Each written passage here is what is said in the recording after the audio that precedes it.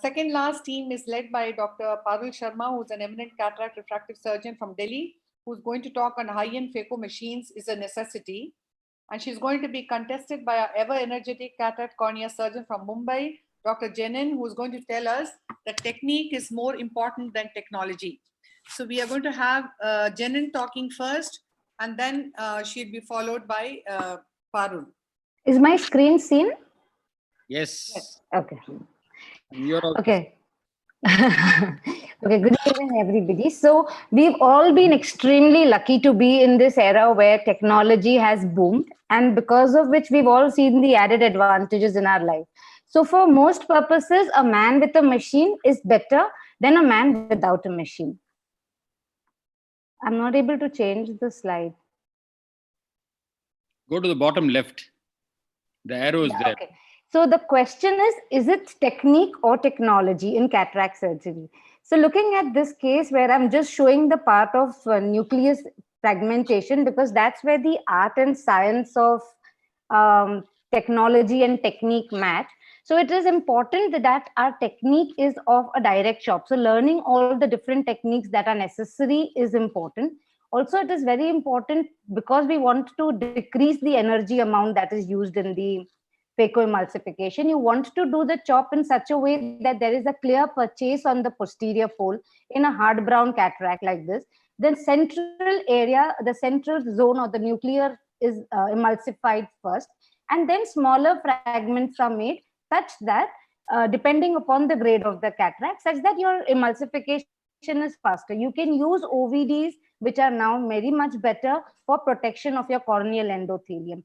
Especially when you're using the lower end machines, you have power modulations, hyperpulse mode, and the pulse mode and micropulse mode. Vis-a-vis the case like this, which is again a hard brown cataract, where the chopping technique is not very good and there is not a complete purchase over the posterior fold. In such a case, what happens is when you haven't done your technique of chopping well, even if you have an higher end machine, you may tend to have complications in such a case.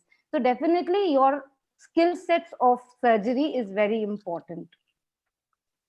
And this is the rent. So then you go ahead and manage the rent that is there. So having an eye-hand phaco machine does not mean that you're never going to get complications at that machine. What's very important is learning to handle the complications such that you have results like a normal phaco. Now looking at this case again, which is a hard brown cataract, you could go ahead and use micropulse, burst mode, and again hyperpulse mode for the phacoemulsification. Use a good OVD, but you have no hold if sometimes you may tend to get a surge, which may happen, a complication may happen. What is important is managing the complication well, such that you give the patient a good vision. Now, when you have a situation like that, where you have a complication, you have to start thinking, what's your next move? Not get anxious, breathe. Like in a case like this, you've already got a rent. Instead of the machine is now of no use, you do not want the chamber to fluctuate. So you put an OVD, you secure the nuclear material on one side, you do a tricot assisted vitrectomy. At this stage, I know that my rent size is small. I do not want to increase the size of my rent. What I'm going to do is I'm going to shift my mode to a pars plana vitrectomy. By doing a pars plana vitrectomy, I'm pulling the vitreous back into the cavity. I'm also going to make sure that at no point there's going to be fluctuation in my anterior chamber. So I'm going to put an OVD, not allow fluctuation to happen for the rent size to increase.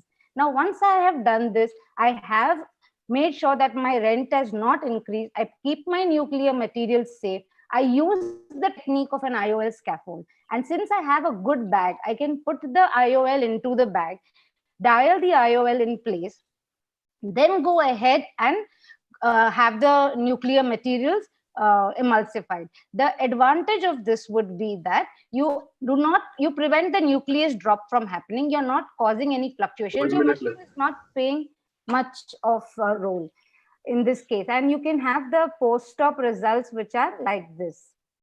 So this is extremely good results and the patient has near normal vision. Now in a case like this, which is a case where you have already finished your emulsification, you may tend to have a PC tear like that, which is an inadvertent tear. Your surgical technical skills of converting this tear into a PCC is extremely important so that you can have an in the bag IOL implantation. Also, what is important is learning to convert this into the test. So no machine can now do this for you. So you have to have your surgical skill sets.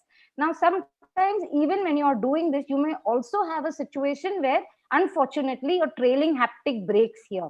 You need to now remove the lens without causing fluctuations in the anterior chamber, without causing the vitreous tube prolapse, using a good OVD and having your surgical technique in place.